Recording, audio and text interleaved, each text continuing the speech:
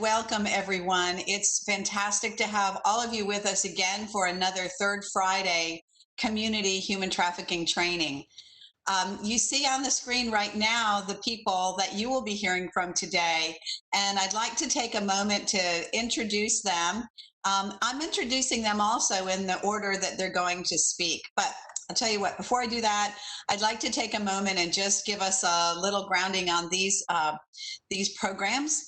First, to let you know, as Chris mentioned, this is a project of both the Big Bend Coalition Against Human Trafficking and STAC, the Survive and Thrive Advocacy Center, where I serve as executive director. We've been doing these trainings for several years. Before COVID, we were doing them in person, and since April of this year, thanks to the pandemic, we've taken them online, and with the support and wonderful, just wonderful help of USF and their team, we've been able to take this to over 3,500 people now around the state of Florida and the nation. So thank you all so much again for attending and supporting. If I forget to do this at the end, I want to mention that we're going to have another one of these rounding out 2020 next month. The third Friday will be November 20th, and we'll have a program on juvenile justice and human trafficking. Speaking will be Catherine Gomez and Jasmine Armstrong from Florida's Department of Juvenile Justice, and they will be talking a lot about their issues, their work, and I think it'll be a great presentation. We haven't had one of these so far focused just on the juvenile justice system and how it interacts with all the people in the community and what we all can do to work with them to support youth, especially youth who are trafficked. So that's my little commercial for what's coming up. Let me take a moment now and say thank you as well to our presenters today. And I'll give a little intro for them now, and then we will, again, after I do a bit of a basics of human trafficking portion of our program, we'll go into their presentations. But with us today are three wonderful, wonderful presenters. And first, I want to introduce Sika Rose Green, who for over 3 decades, I know this is in your bio, Sika, so I'm just highlighting your excellent work over the years. She's enjoyed a notable communications career locally, statewide, and nationally. Now she serves as regional director for the Big Bend, Tallahassee area Children's Home Society of Florida. CHS has many programs in this region, and she's going to talk to you more about what those are. She is a leader in communications and communication strategies, and has been in many different positions at Leading Age Florida, communications director for the Florida Housing Finance Corporation, director of communications for Voices for Florida's Children, vice president and director of communications for P&P Communications, and has been quoted in many of our national leading voices like USA Today, Wall Street Journal, New York Times, and more. Sika has been very involved in her community locally with the Community Improvement Advisory Council, and she serves as a member of the Tallahassee-Leon County Commission on the Status of Women and Girls. I also want to just say, from a personal point of view, I've had the opportunity to of course, meet Sika and also to work with her, and so we're so grateful that you're with us today, Sika. Speaking after Sika will be Sabrina Rodriguez de Conte. Sabrina is passionate about civic engagement, there's that frog, social justice, and advocacy for underserved communities. Sabrina's worked for various causes, including nonprofit organizations like PACE Center for Girls, the Leon County Humane Society, and the Office Depot Foundation.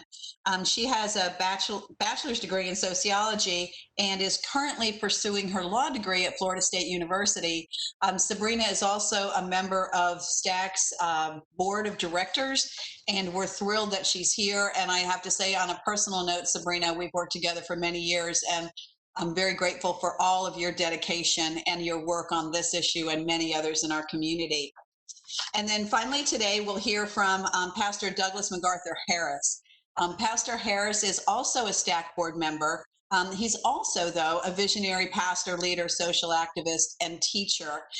He has worked for over 20 years as the senior pastor at Midway Unity Fellowship Church in Midway. He's a graduate from Stillman College in Tuscaloosa, where he received his bachelor's degree in biology. So he's come a long way, but from biology to also your work now in education and as a religious leader in our community. Pastor Harris recently established STAC's Social Justice Committee, and we're very, very excited that we're going to be working a lot on this issue and also in Gadsden County, which is a rural county. So for those of you who are joining us from non-metropolitan areas, or if your agency does work in our rural areas, know that this is a passion for us, and we're very, very grateful for Pastor Harris and for all of our speakers today. And now we're going to start our next presentation. Oh, and let me just tell you too a little bit about STAC. STAC is the Survive and Thrive Advocacy Center. We're about 5 years old. We work in this area to assist all trafficking survivors and those who are at risk. And that's both sex and labor trafficking, adults, children, immigrants, non-immigrants, people who are also, like I said, at great risk of being trafficked. We do both case management and these kinds of programs, which are established to help people understand more just what human trafficking is, how to recognize it, how to deal, how to respond if they suspect trafficking, and also how to make our communities better and safer places for everybody. So I wanted to start today like we always do. Since we've commenced these Third Friday trainings, what we like to do is feature a different topic every month. So as you can tell, next month is juvenile justice, and today we're talking about social justice issues. And with each one of these, we go through some of the basics of what human trafficking is, in case this is your first time being with us or hearing any human trafficking program. And so we'll do a little bit of that today. It'll be maybe a refresher for some of you, and then we'll move on to the heart of our presentations. So this is just to let you know that human trafficking has basically 3 components. This action means purpose model, AMP model, is one you'll see commonly. And it's important to know that any one of these issues of action could constitute human trafficking. You don't have to do all of them. You don't have to move a person only. So just someone who may bring someone across the border or across a county line or down the street, that's not necessary. You could be a recruiter, and that could be your only job in the trafficking organization or in these activities, and that would constitute an act of trafficking if you also saw these means: force or fraud or coercion. And I'm going to talk a little bit more in detail about what those elements mean next. And there also has to be a purpose. What is the end? So in many cases, you'll see people in involuntary servitude, or sometimes people call this a slavery or modern day slavery. You'll often see debt bondage, where the person who has been trafficked owes a huge debt just to the trafficker, and is, of course, really never able to pay that off. And the debt often keeps increasing as that trafficker tells the victim, for example, you have to pay me for where you're living, the food I'm providing to you, the transportation that brought you here. And so what we see is an increasing debt bondage to somebody. And then we also see often in the sex trade. But basically what you need to understand about trafficking, it's the exploitation of one person by one person of another person for the purposes of some sort of commercial gain. This is sort of the basic kind of, I mean, I'm a lawyer, and I'll just tell you, if you learn this, you'll know one of the kind of phrases that people often talk about in the law and in the justice system. It's force or fraud or coercion. Of course, force is understandable. It's when somebody is actually, say, kidnapped or constrained.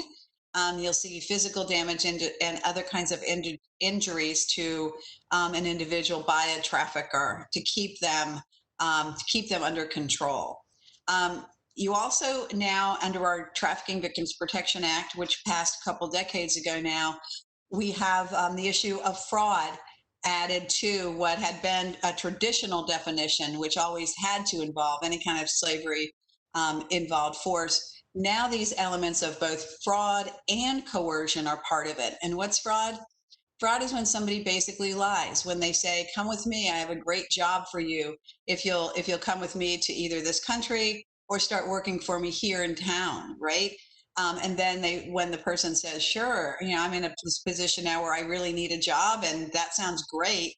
But then when they get in that job, they find they're not paid what they were promised. They're not, if they were promised housing, food, support, terms of employment, anything that indicates fraud, then that could constitute trafficking.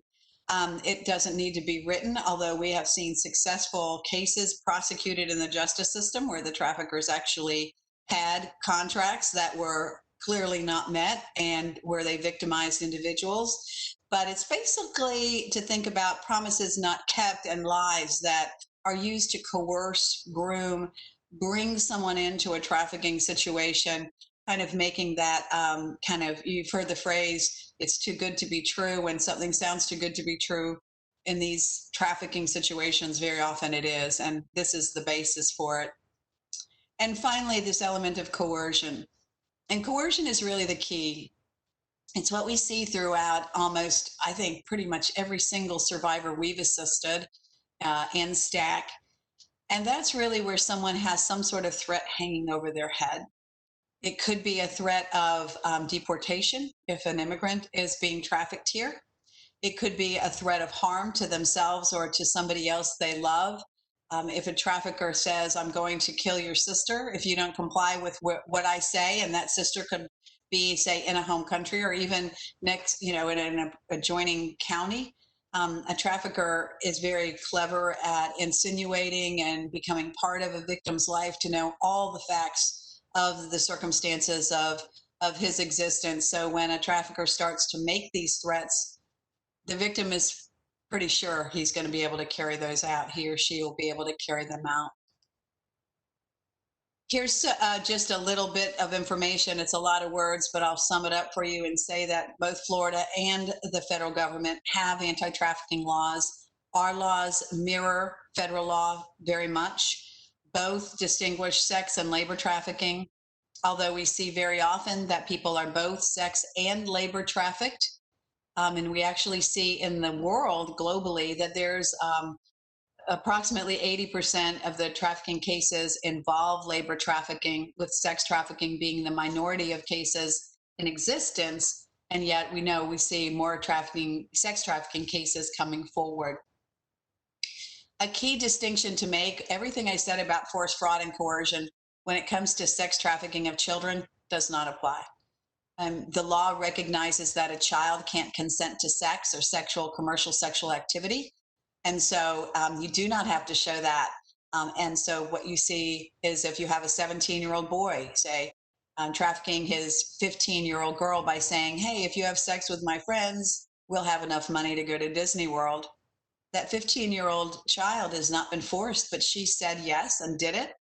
She's a victim of trafficking. And that 17-year-old boyfriend would be a trafficker. In Florida, we also don't require force, fraud, and coercion of a child in order for it to constitute human trafficking or labor trafficking. But at the federal level, they do. And you can see this is again, it's kind of those three boxes put down in a kind of legal framework for you.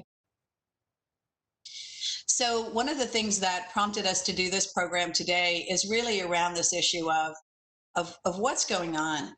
Some of us have worked in this field for over a couple decades now, and we have seen focus on human trafficking shift over time.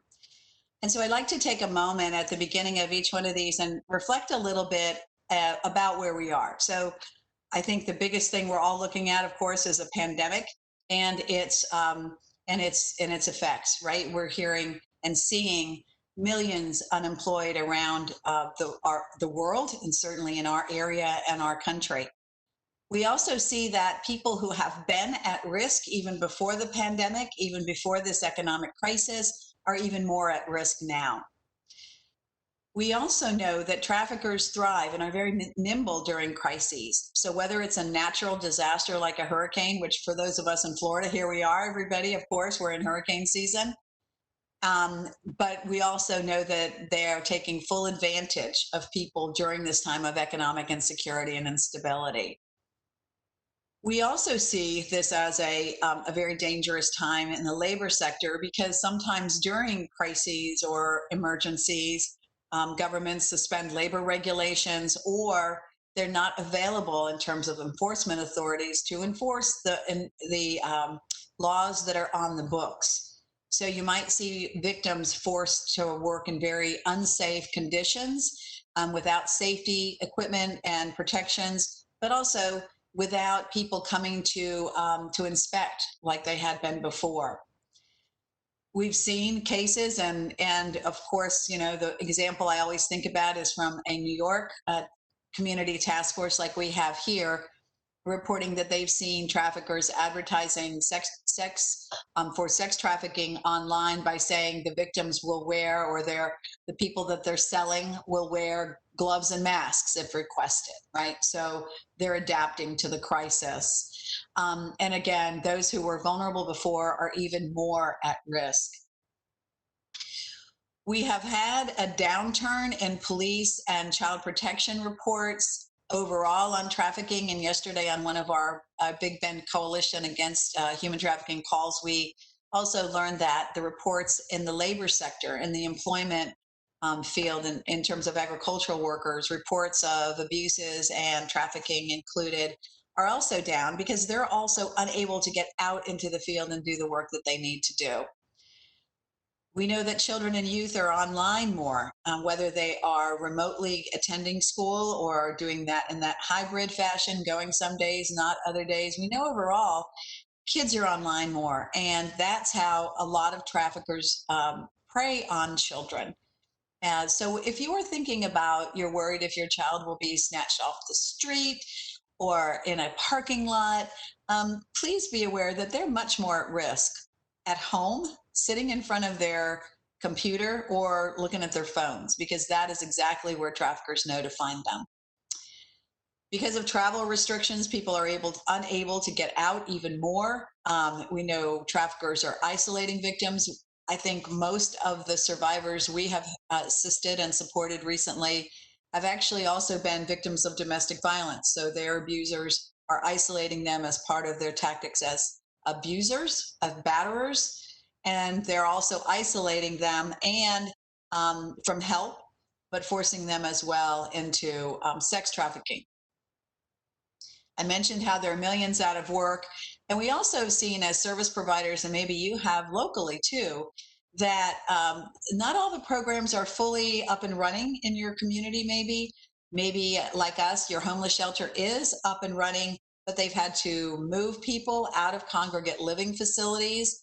You might have, just difficulties around having helpers or others be with those who are most vulnerable. And we certainly see law enforcement, again, operating under really tough conditions, safety conditions, and needing to focus maybe on other situations. So these are very difficult times we're in, and it sort of makes the urgency for this topic today to be that much greater.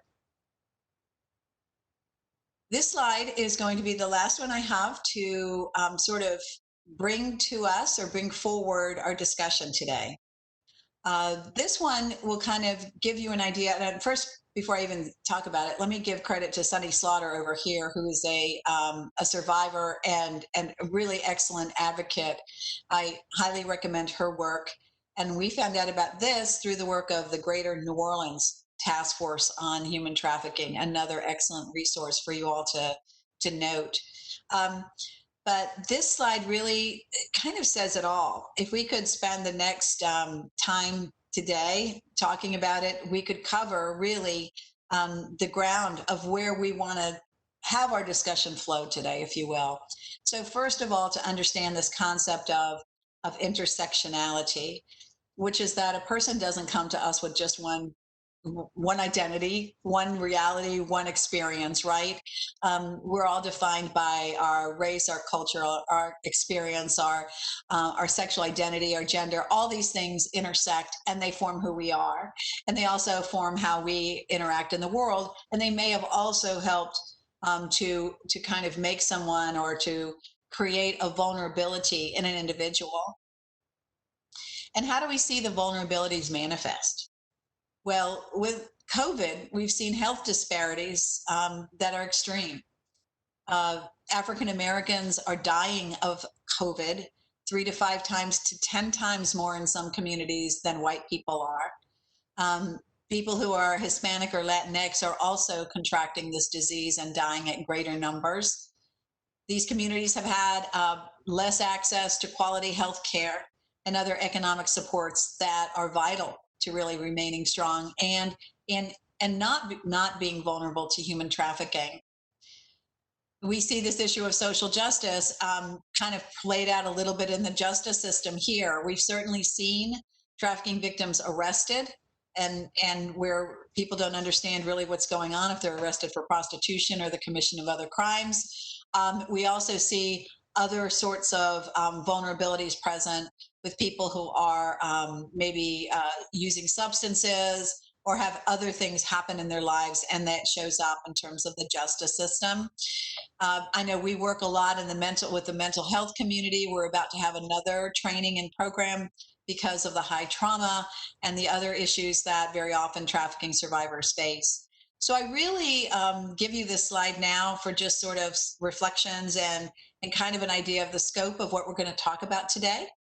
And we can go back to it if needed, but I'll just let you know this is where kind of a jumping off point for many of our discussions. So where we'd like to go is today we were going to have everybody speak for about 10 minutes, certainly no more. We have a panel of 3, as I said, and we expect to have a lively conversation. If our pre-planning sessions are any indication, we're going to have a really good conversation among us. As Chris mentioned, it would be absolutely stunning for all of you to take some time and chat your questions if they are foundational to what somebody is saying. And one example is if somebody uses an acronym and you're like, I don't even know what that means. Can you please tell me what that acronym it is? Please ask us that. And I'll stop someone and ask for clarification if it's a foundational type question like that. Otherwise, we'll save them to after the 3 people make their presentations, and then we'll go into a lively discussion. Okay.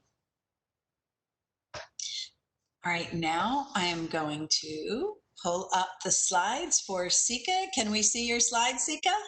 Yes, I see them perfectly. Okay, welcome and thank you. Thank you, Robin, and thank you for asking me to join this session today. I am just so pleased to be talking about this issue because it is not going away. In fact, I think during these times we're probably seeing increased instances of human trafficking. And so what I'd like to do is bring the dependency side into this, as well as that kind of plays into implicit bias and systemic racism. So first and foremost, thank you for that introduction. I appreciate that. I've been around for a while. I do work for Children's Home Society of Florida in the Big Bend area. So just a little bit about what we do. Our service area here in the Big Bend, 8 counties: Leon, Franklin, Gadsden, Jefferson, Liberty, Madison, Taylor, and Wakulla. So we have programs that cover a few of these counties, all of these counties, and we even have one program that goes further into the Panhandle. So the programs we operate are our Sable Palm Community Partnership School, and Sable Palm has about 550 students, and that Community Partnership School is the first and only one in Leon County. However, Children's Home Society is the nonprofit partner for 20 of the 26 community partnership schools that are in the state.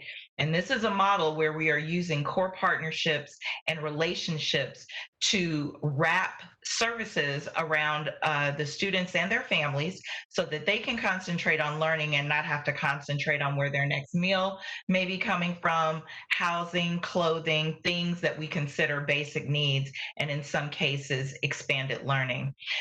We are probably best known for our role with the dependency programs, and that's foster care, special needs adoption, and independent living. And so, going back to special needs adoption, that is special needs by statute. And so, there are four categories in Florida statute that classify special need. Being a minority is one, being in a large sibling group is another, actually having a developmental disability is the third, and so that is why that is called special needs. But we have about 75% of all of the children who are in foster care in Circuit 2, Leon and Jefferson County. We are responsible for that. We have our child protection team, child advocacy center, and our sexual abuse treatment program, which really can come into play when we're talking about human trafficking, particularly sex trafficking of children younger than age 18.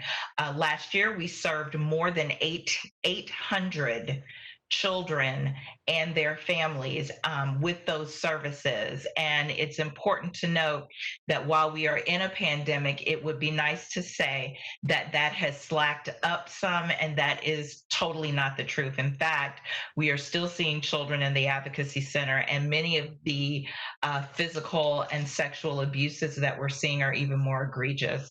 And then lastly, our Early Steps program, which is a program to help offer supports for children and their families that are at risk of developmental disabilities, ages birth to 3. So that's a little bit about Children's Home Society here in the Big Bend.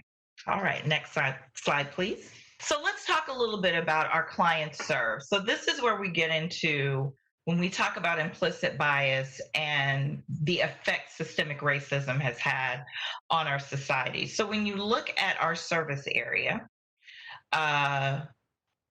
you look at that population. And so the population in percentage, we have whites that make up about 64% of the population, blacks make up about 30% of the population, and then we have Hispanic that makes up about 4.5. So when you put your black and brown populations together, you've got about 34.7% in the population in our service area. So that's actually 8 to 14 counties. When you look at our client roster, white makes up about 41.8%, almost 42%. Black represents 48.8%, and then Hispanic represents about 2.3. When you put the black and brown together, we're talking about 51.1%. So when you juxtapose that to the population of our service area at 34%, and you look at the population that we serve at 51%, Black and brown children and families are way disproportionately represented in the child welfare system. And this is due to many factors. And I always like to say that it is such a larger system issue. And I think one of the problems that we have in this country is that we try to address all of these societal issues as if each is separate and apart from the other. And that simply is not the case. And I think that that absolutely has led to what we see as an overrepresentation of Black and brown families and children in our child welfare system. And this is a microcosm. This is just our portion of North Florida. If you look at it statewide as well as nationwide, you will get about the same type of percentage and juxtaposition. All right, next slide, please. So when we talk about human trafficking and we talk about that in relation to child welfare, there are a few points that I think are important to make. So first of all, we just talked about the effect of implicit bias and systemic racism on child welfare and child well-being. Definitely an overrepresentation. It is amazing when you look at the population that we serve versus the population of the service providers. So I will use my own organization as a perfect example of this. So when you're looking at social work in totality, you have a lot of Black and brown people that do social work. It is a calling. They're not doing it to get rich. Trust and believe. Additionally, you have a system where a lot of women serve in social work. Again, they're not doing it to get rich, they're doing it because it is a calling. And so when you look at all of that and look at the service providers down at the frontline level, lots of Black and Brown and women. When you start getting up to the C suite and the executive levels, not so much. Not seeing a lot of representation and a lot of diversity. And so, one thing Children's Home Society has done is we have decided that it's time to change that with a lot of the unrest that has happened over this summer. And while everybody has always said that they look at DEI, diversity, equity, and inclusion, it's time to not just check the box and not just be an ally and say, oh, we understand. It's actually time to stand in solidarity and say that we're going to make a difference and be an anti-racist organization. So then we talk about the intersection of foster care and human trafficking. So when you look at the numbers, according to the National Foster Care Youth Institute, approximately 60% of child sex trafficking victims have a history in the child welfare system. Look, the child welfare system is not a perfect system. The reason it's not perfect is because that is not how children are supposed to be raised. Ideally, children should be raised in a loving family. Notice I didn't say a nuclear family because families take all kinds of shapes, forms, and sizes. Whether there are two mothers, two fathers, a stepmother and a father, we've got interracial and biracial. That part does not matter. What matters is the stability of the family. That is ideal. However, because of implicit bias and disparities, huge poverty levels, which in our neck of Florida is actually higher than the state average, which is absolutely amazing when you've got two major universities, a major community college, and a very educated population. And so there is a vulnerability that comes when a child is having to be brought into foster care. Many times they may have to be moved several times. And when they do, they lose all sense of connection. And as Robin mentioned earlier, when there are vulnerabilities, there are traffickers just waiting to groom and slip right in, fill the gap, create some sort of debt with that person or that child. And now that child is locked into a human trafficking situation. It is also very hard to liberate a foster child from human trafficking because many times it happens when they are young, sometimes as young as 8, 9, 10 years old. In some cases, it is actual family members who are perpetrators of the trafficking. And that brings me to the next point, the neurobiology of it. There is lots of research now that talks about the effects of systemic racism, 400 years of systemic racism, and the effect in the neurobiology of African Americans coming from that type of ancestry. So it is not as easy as saying pull yourself up by your bootstraps or cut the cycle of generational poverty and lack of education. When that gets into your neurology and your DNA, it is not as easy to break. So when you look at the ACE scores that are related to youth at risk for human trafficking, they're high. I mean, I came from a quote broken home. My parents divorced. I didn't take the ACE test until I started working for Children's Home Society. Took the test, scored a 4, and realized why I was on the couch as many years as I was. Because that is how we, when we look at the things that have been significant emotional events for us, that can leave vulnerabilities that allow negative forces to come in. And the next thing we know, we are involved in all kinds of behavior that is detrimental to us. The other thing we have to look at when we're talking about neurobiology is ensuring that trauma informed care takes into consideration every kind of trauma. And so it's not always just about a sexual trauma or a physical trauma or a mental deficiency. Racism and implicit bias is a trauma. There are many people, including myself, that are dealing with post traumatic stress disorder because of the type of racial discrimination and bias that is shown against people of color, Black and Brown people. And so it's important that as we use trauma informed care and evidence based practice, that we begin to incorporate how trauma plays into implicit bias and systemic racism in that child's life, in that person's life, so that when we're creating the plans, the treatment plans, we're taking that into consideration and giving proper tools to be able to combat that in the mind, in the soul, and in the spirit.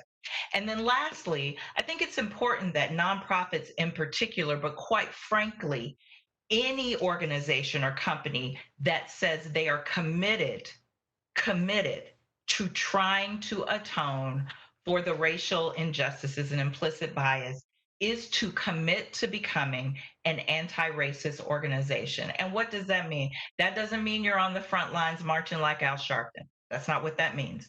We have people in that space, and that is what they do, and it absolutely has a place. But to think that we can address every part of this simple yet complicated issue would be enough to drive anybody crazy. So, in an organization space, they commit to being anti racist, to not tolerating any type of racist behavior, to creating brave spaces where people can ask questions, they can be vulnerable when it comes to any treatment that is that way, and standing in solidarity with our Black, Brown people so that we create an organization that is safe and that has made it very clear that we do not discriminate. We help everyone, irrespective of the catch line: race, gender, creed, religion, sex, gender identity, all of that. And so I am very proud to work with Children's Home Society because from the top down, we have committed to doing this. And so when you look at the child welfare system, along with other systems, and we could name them off: affordable housing, quote, welfare, food insecurity, educate, you can name them all off. To think that implicit bias and systemic racism don't play into what is going on would be absolutely, and I'll go so far as to say, ignorant. So that's one of the reasons we are here today, so that we bring light to this and there becomes first an understanding, and then what we hope a commitment to making a difference, so that we don't see as many of our children, period, being open to exploitation in the way that human trafficking does. Thank you so much. Robin, I'll give it back to you. Thank you so much, Sika. Exactly. It's reminding me of this saying that we always talked about in the domestic violence advocacy world, which is context is everything. And absolutely, we really need to keep that in mind.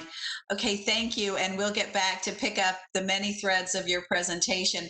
I'd like to turn it now over to Sabrina Rodriguez de Conte. Sabrina? Good afternoon, everyone. I'm really excited to be here. Thank you, Robin, for including me in this presentation today. I'm excited to talk to you all about LGBTQIA+ intersection with human trafficking. And again, just tying it back to the idea of social justice and really intersectionality. So I have this slide up, honestly, just as foundational information for anyone not too familiar with the acronyms and what they all mean. So L is for lesbian, G is for gay, B is for bisexual, T is for transsexual and transgender. That's kind of what we're used to hearing.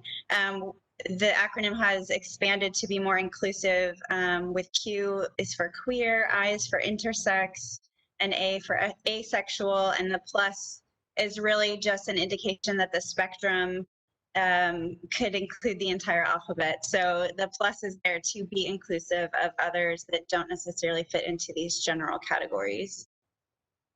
Robin, you can go to the next slide. So this is just a little outline of what I'm going to be talking through today.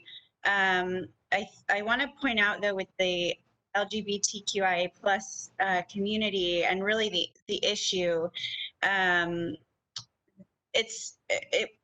Identities are all pooled together as one,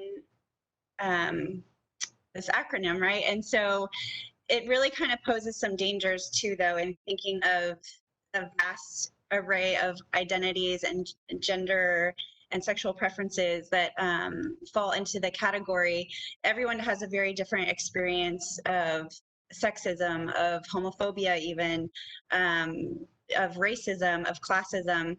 It really is dangerous to lump everyone in together. And so I'm trying to highlight today some vulnerabilities and specific issues related to human trafficking for the LGBTQIA plus community. But I do want to just remind everyone that it doesn't take away the layers of racism or classism or ageism, ableism. Those are all still very important. You can't gloss over those. And it really will change one community member's experience to another's. It can be drastically different just based on those many different layers. So first, I'm going to talk about some vulnerabilities of LGBTQIA plus community. As we know, people from all walks of life can become victims of human trafficking. But the one factor that they all share is that they are vulnerable in some way.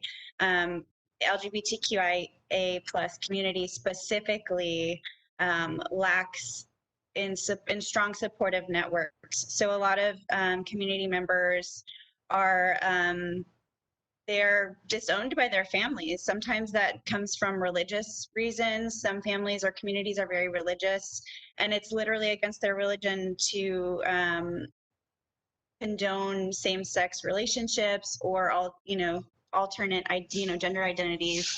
And so those individuals really experience an excommunication from their family and from their community. There's financial strain. A lot of LGBTQIA plus members experience violence and discrimination throughout their lives. And there's, in general, just a social marginalization that happens. I'd also like to add there's internalized homophobia. Some people grow up being told that they're wrong for expressing themselves the only way they know how.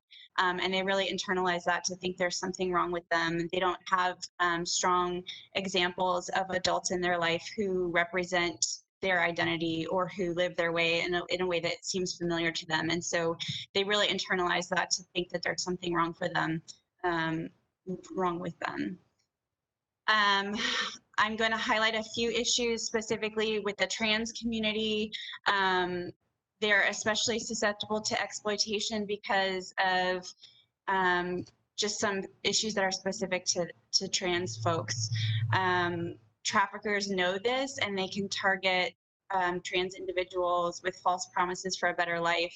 They can help by providing shelter, resources, drugs, even hormone replacement therapy, and money. And those are just some of those coercive tactics that traffickers will use to lure people in and to really create a dependency on the trafficker, so that people don't understand how they can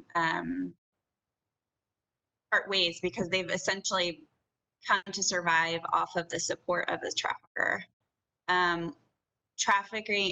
Transgender individuals and gender non-conforming individuals face a significantly higher rate of violence in the community. So far in 2020, we've already seen 32 transgender, transsexual individuals fatally shot or violently killed. And the majority of that number were Black or Latinx people. So again, you can't separate the intersectional issues of race, class, all of that on top of this.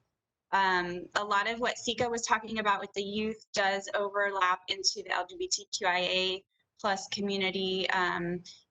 Youth face, they often run away, or like I said, they're rejected by their families. So a lot of LGBTQIA plus youth are homeless, and we see that homeless children will become as well. They become dependent on traffickers who can promise them, again, a sense of family, love, and protection.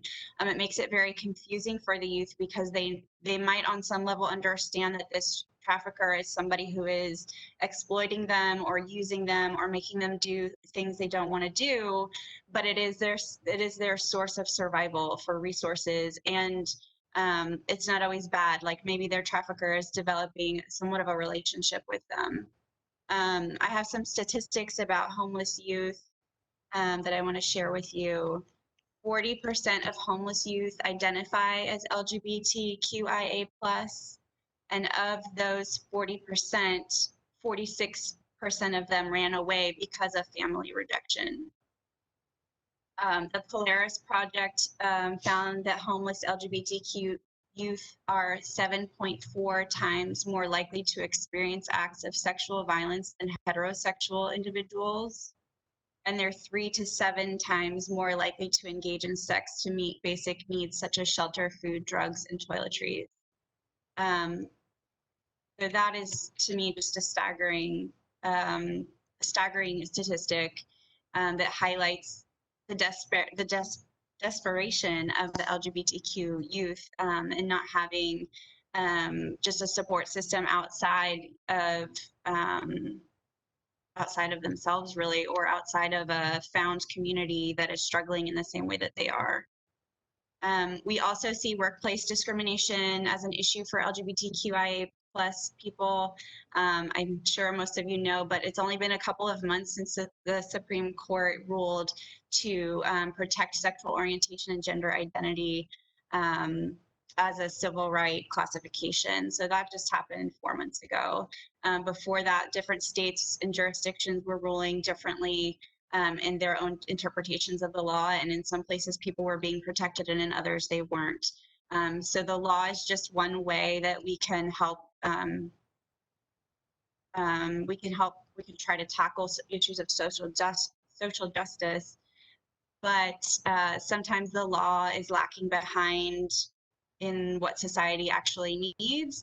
And just because a law becomes written, it doesn't mean that it gets implemented. So at least not right away. You know, there's some time for it to make its way down and trickle down and to have an actual impact in real life on people's lives.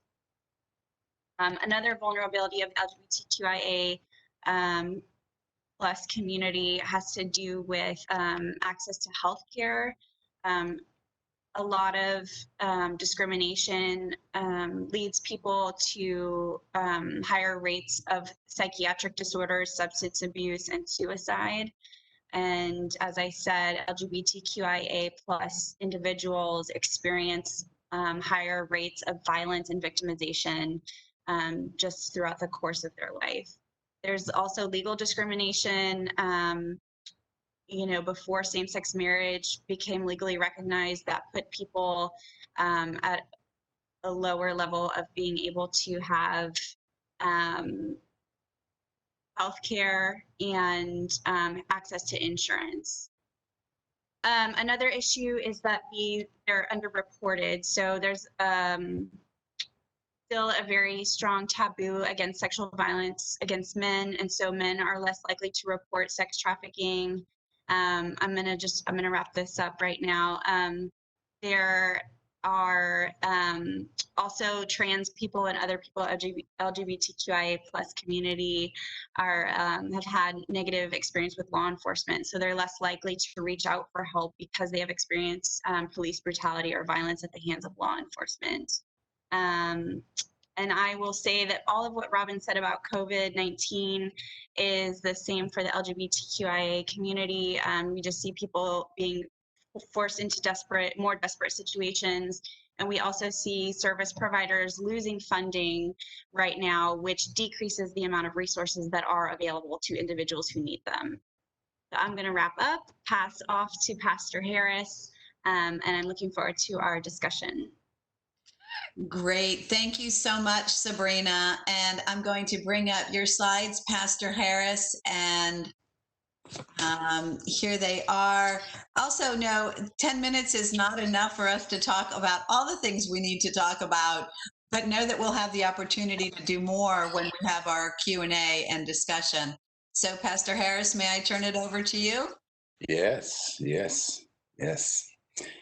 One of the things I want to talk to you about, because Sika and And Sabrina did an excellent job of really dispersing the information about trafficking, as well as Robin. One of the things that's been heavy on my heart is understanding from a social justice perspective that all of us do not start in life the same way. We all of us start differently. And we can't declare when we were born. We can't declare what family we were born in. We can't say what state or country or how we were born. All those things basically were predetermined by someone else, a higher power, if you please. And because of that, by the time we make a decision, most of the decisions in life have already started making. Most of our decisions have already been made for us. And because of that, also there's a tendency, if you please, where we are vulnerable in the area of moving from one place to another, and because that vulnerability is so high that it's easy to be persuaded to go ways to get or to obtain what you want to obtain, and you can't do that really because, especially when there's no guidance, there's no education, there's no leadership in what you're supposed to do. So oftentimes thieves come along in that vulnerable place that you are, very vulnerable, and they take advantage of those who are less than and not equal to. There's this place, I want to get to this place, but to get to this place, you come in and take advantage of this because I'm vulnerable in that situation. And a lot of our vulnerability is cultural driven. We have a lot of cultural driven things that makes us vulnerable, makes us very vulnerable. And I just believe that we have to find a way to and my presentation is, how can we find a way to come together to prevent this exploitation of people who are less than, people who are treated different because they look different, or people who are treated different because they are really not lined up like you want to be lined up. So in this great land, that we call this free land, there's this thing called trafficking, and trafficking is a social justice issue. But as long as we don't partake in the luxury, ignoring slavery is of no consequence, at least at best, to those. But it's much easier to look away. It makes it easier for you to ignore the victim. The person who ignores slavery justifies it by quickly deducting the victim is a willing participant hampered by misfortune. Oftentimes, when people see things and not educated about it, they think that's just the way it is. The person wants to be in this position. The person wants to do this. So they believe this. So believing that, oftentimes they ignore the social justice issue that really these people are dealing with, which is inequality, hatred, bigotry, all those things are social justice issues. The next slide, please. And when it happens, we really can't tell the difference. It's almost difficult to identify and to define who is going through something, who is not going through something. It's difficult to define or determine sometimes who is going through these things based a cultural perspective of it, because sometimes we think that's just the way it is within the culture that we're in.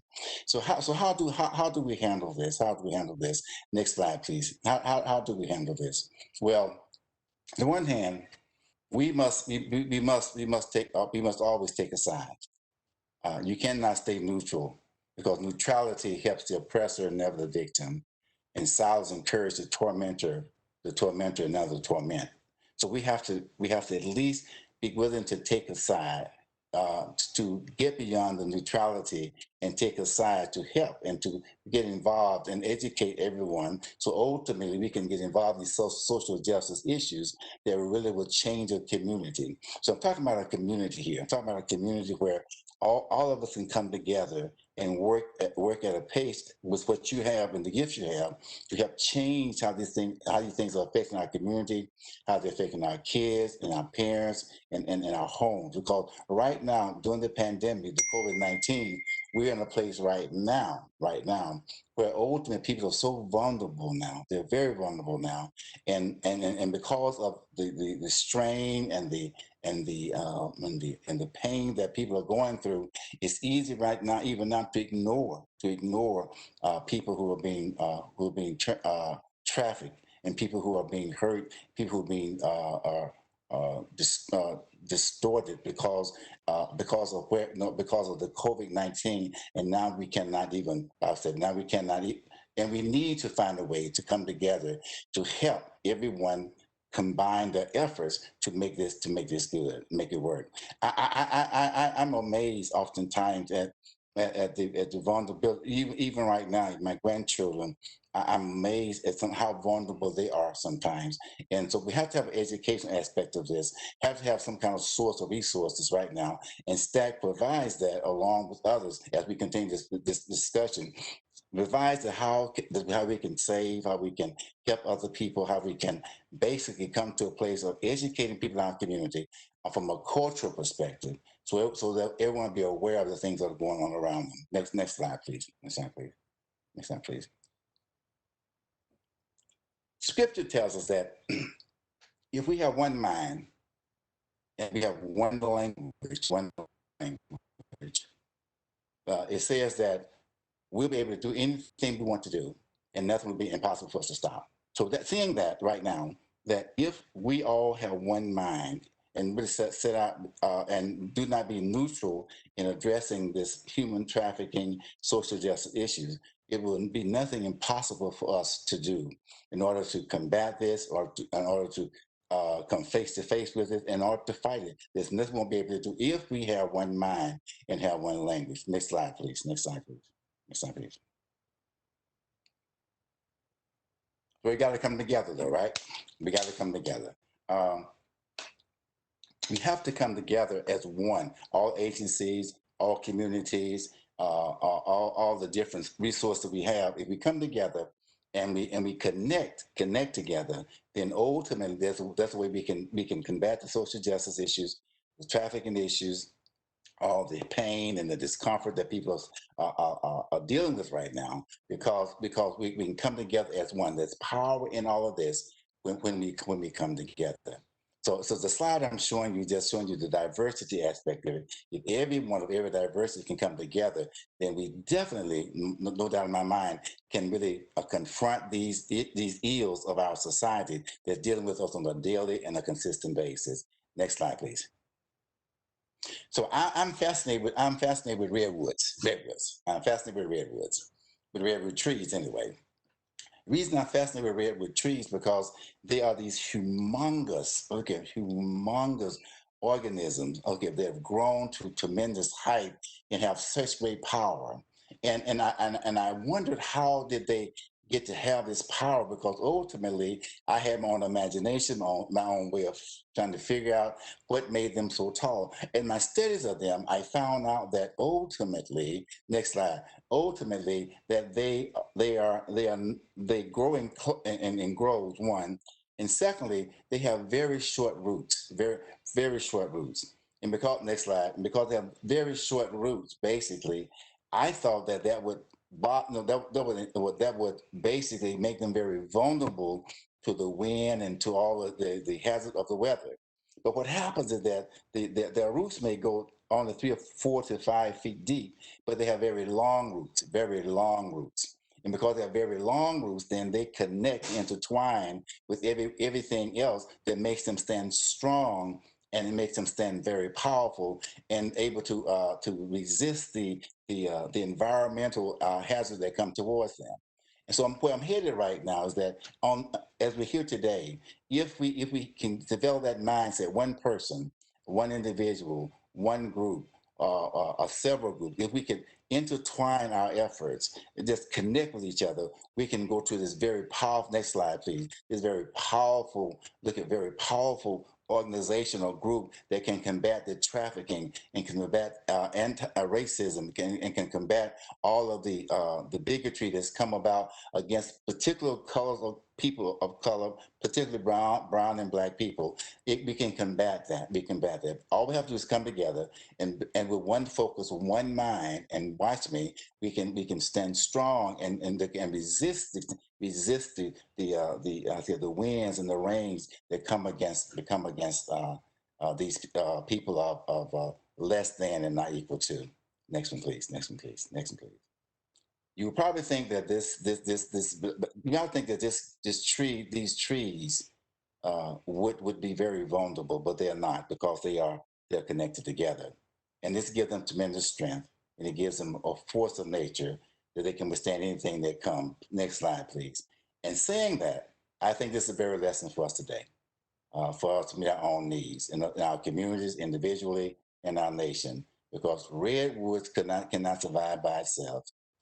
Every organization cannot survive by itself. We have to have resources. We have to connect with each other. Although we have time alone, but yet and still, we have to have to connect with each other. In doing that, we can grow to this very powerful organization, a very powerful group, if you please, that can withstand and fight against this trafficking, fight against racism, bigotry, and all other things that are affecting us in our community. And I think if we took the redwood as our alliance and learned from them, we would be a much better group, better prepared to fight those things that are against us, and we'll survive and we will strive. I think I know that STAC and all the organizations they're connected with are reaching that goal to come together as one and combat all of these ills and wrongs that come against our people, and people of different culture, people different racial background, and people of different living styles. And that's my presentation, very short presentation, but I think that Sika and I think that Sabrina did a good job of laying all and also Robin laying the framework out for you. I want us to come together. I want us to look at in the social justice issue and fight the ills and the things that are wrong in our country by coming together like the redwood trees and intertwining ourselves, connecting ourselves, and stand firm. Because everybody cannot fight for themselves. We have to fight for others ourselves. Thank you very much. Thank you so much. That's terrific. And as we have our discussion, if you don't mind, I'm going to keep up this beautiful picture from your presentation. The thing about the redwoods, and I'd like to start our conversation. And we do have one question, but I wanted to just note that the thing I think about with your redwood example is that the redwoods kind of know they're redwoods and they know they're connected. And one of the challenges, of course, that we face in our world is that people don't know that they are part of the solution to human trafficking. You know, how do we build our own consciousness within our organizations and our individual lives, and within our faith communities, with other places, to forge those connections. So that's what this program is really all about today. And in one of those, in the kind of vein of trying to forge these connections, I do have a question and want to encourage people again to please chat in any questions you might have of the panelists. And also just acknowledge this is kind of a different kind of presentation. But the reason is we really want to start a discussion and an awareness about how we all have a role to address human trafficking. And it really starts with helping those in our communities who are vulnerable. So our first question is for Sika. And Graciela is asking you, Sika, if you have any training or if you know of training that's done for foster parents regarding the LGBTQI plus populations. That whole idea of how do we reach across different agencies. And you could maybe talk about CHS, but maybe we can brainstorm ways about how we can all be educated about this. Absolutely. And so thank you so much for that question. And just to reiterate what Sabrina said, you know, God bless Allah, Buddha, Confucius, whoever it is, Mother Nature, whoever it is you believe in, any child who is in foster care, because it is difficult. And unfortunately, there is no human condition that does not show up in foster care.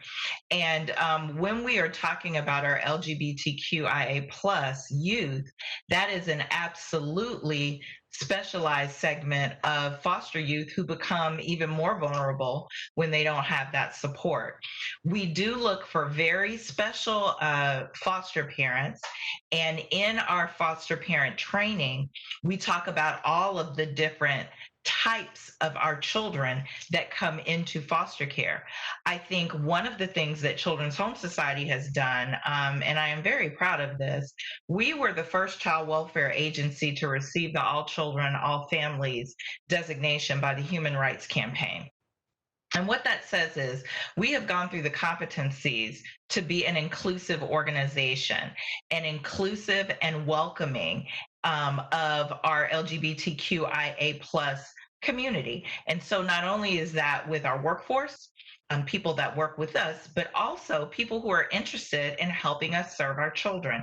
So we are always looking for foster parents who are in the LGBTQIA plus community, because who better to understand an LGBTQ youth than a foster parent who has been through that themselves. So that is what we are doing. We also, I think, try to reach out to other LGBTQ organizations, LGBTQIA plus organizations, because it's like trying to tell someone. One of the things that I'm a big proponent of is you can't tell someone what they need. You have to listen to them and let them tell you what they need. And so I think that that is the same when we are talking about LGBTQIA plus, because that is, while we are getting better in this country and in this world, we aren't there yet. So yes, there is training that goes on in they're called QPI classes, QPT classes, quality parenting trainings, where that is discussed. We do have a few same-sex foster parents, but this is going to be my shameless plug, Robin. If anyone is on the webinar and thinks that you can open up your home and your heart to foster parenting, please just go to the website. The governor has created a new office that is specifically to help funnel prospective foster parents to the various agencies, because we need more and more and more and more. Thank you.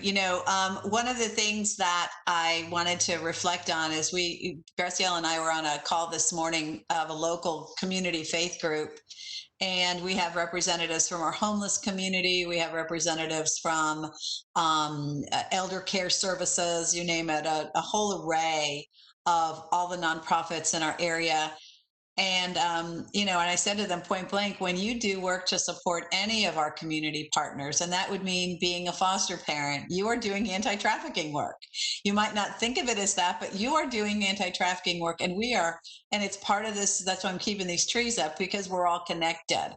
And so what do we need to do to kind of keep our, radars connected, our roots connected, is important. I wanted to reflect a couple of comments that have come in.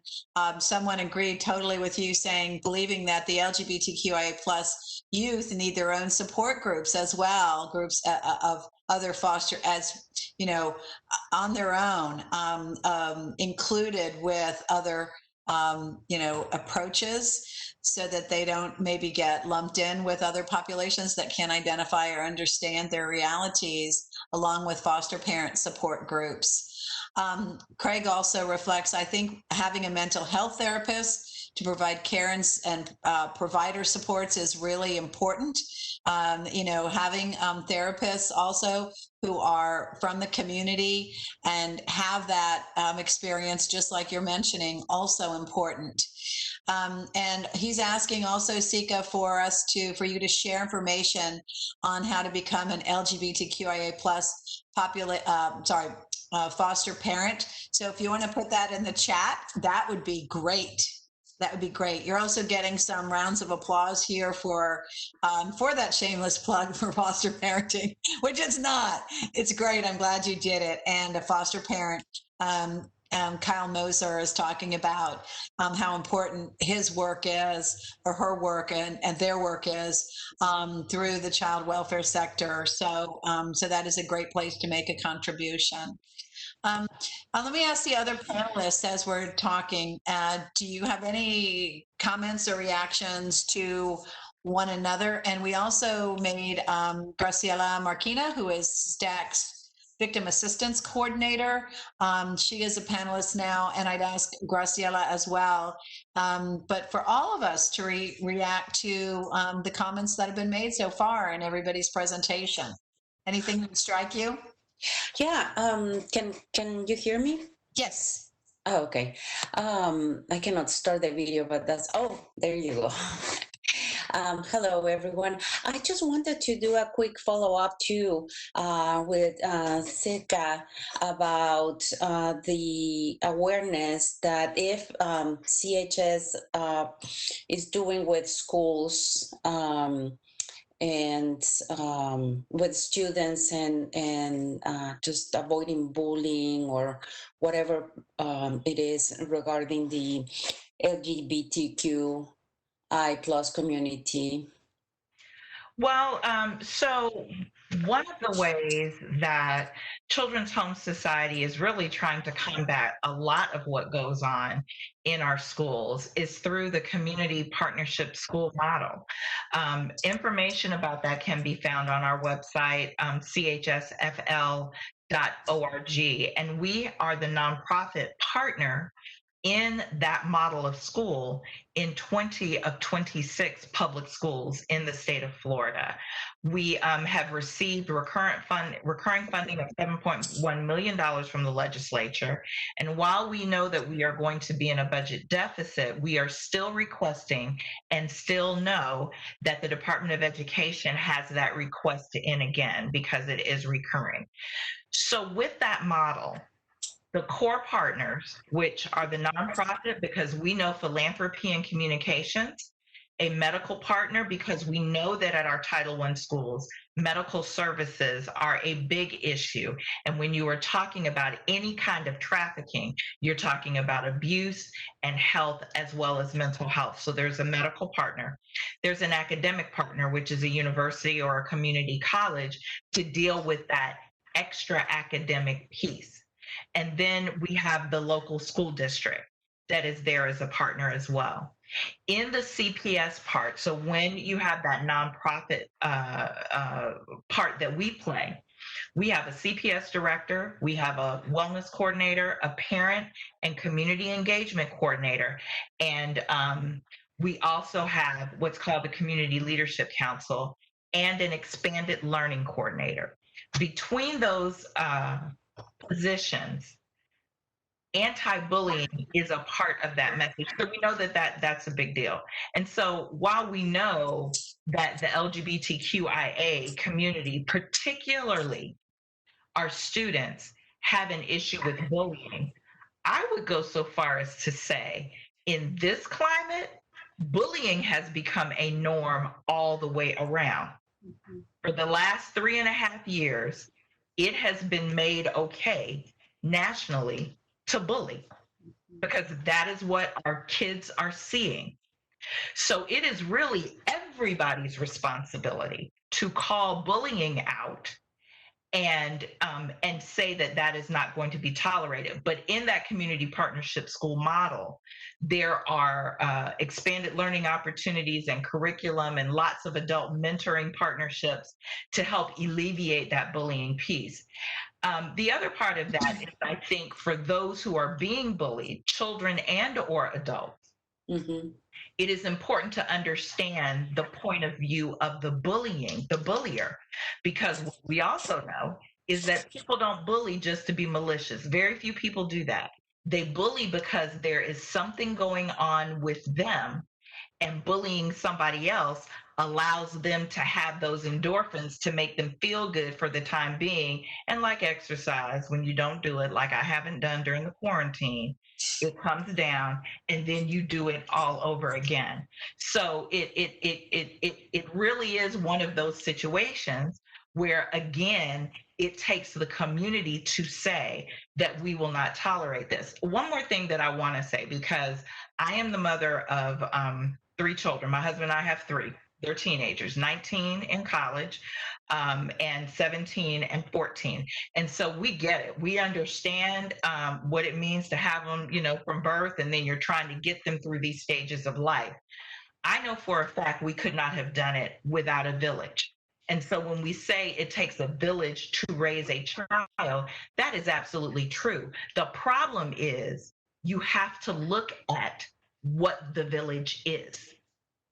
Because if your child, if a child is in a village where there is poverty, where there is no health, where there is a food desert, then how can you expect that village to support that child? So we can't just go with all of these sayings and say that the children are our future when we as a country, we don't act like the children are our future. We don't, because that's not where we put our time and our talents. We talk a good game, but we don't do that. So CHS has decided, yeah, we're in child welfare. Yeah, we take care of it on the back end, but what is it that we want to do on the front end? And the Community Partnership School is proving to be a great way to get in on the front end so that we are creating children who are able to matriculate all the way through and get a career or go to college and be able to have a good life, Okay. whatever that means for each of them.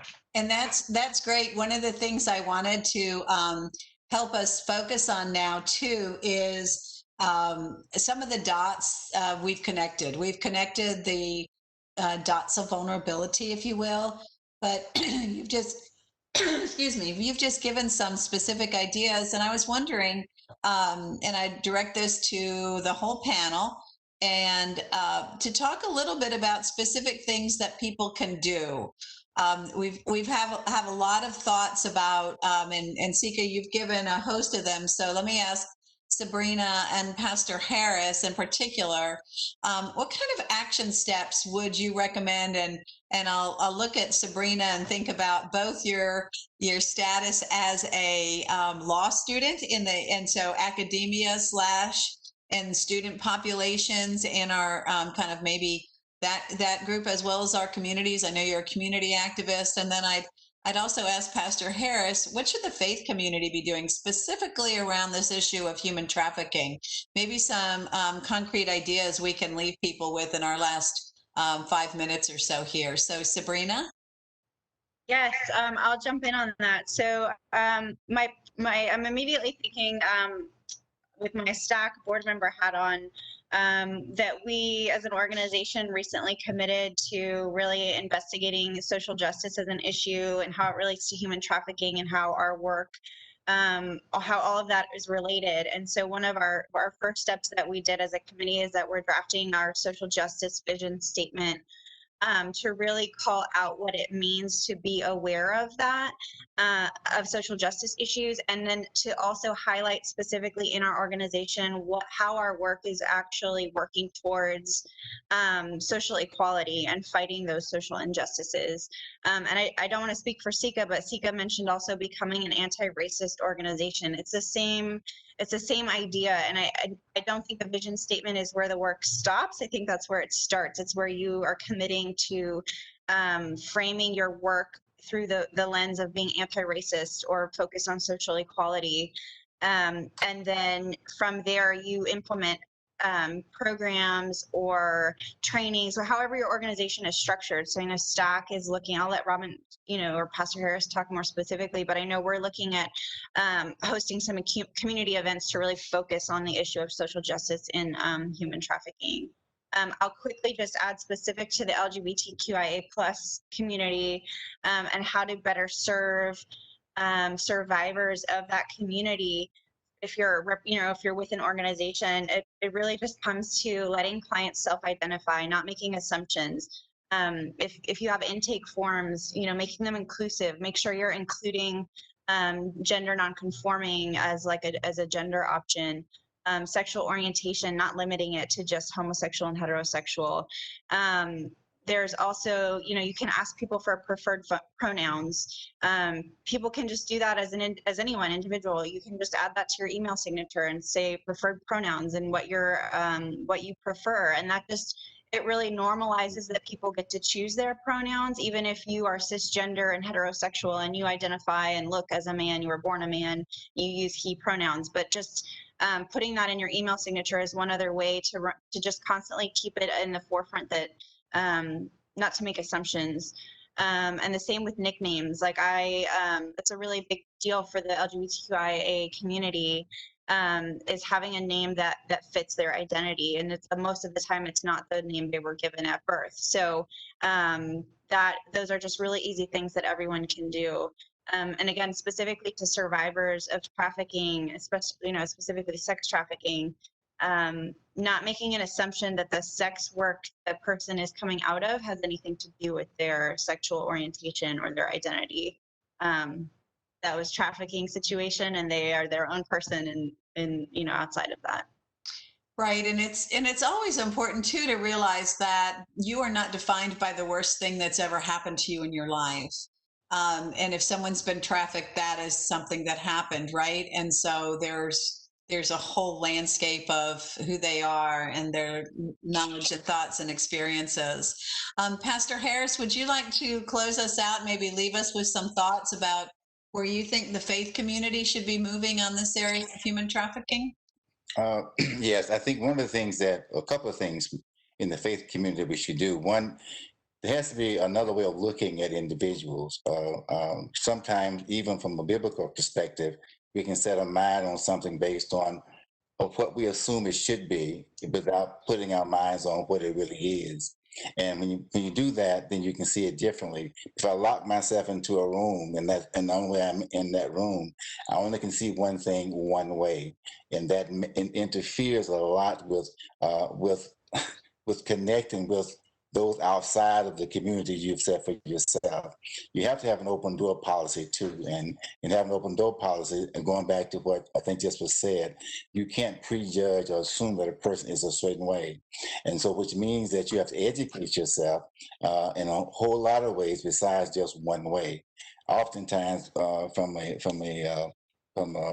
biblical now, but from a religious perspective, we identify people based on what we've heard and not what we have learned.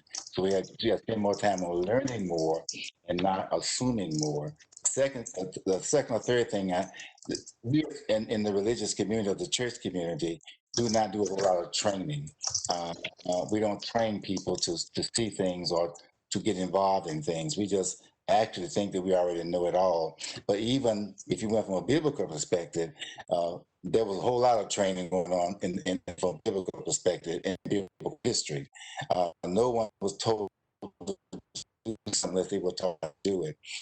Do that. And then the other thing is that having an open mind to what the world is coming to. We're not back in. I know there's a couple of songs that go back to the old lands. We're not in the old lands anymore. We are here today. You have to address what it is today. And one thing, if Scripture tells us that we live where we are, not where we're going. Amen. And so I would suggest that they have to connect outside the walls. Because even when I was in class, when I was teaching school, it wasn't the children that were the children or youth that were in school that were basically having challenges. It was the ones that were outside of, it wasn't the children in church that were having challenges. It was those outside of the church having challenges. So therefore, we have to go outside of the church, outside of those buildings, and bring people in and treat them as though not you think they are, but find out who they really are. I think we're much better that way.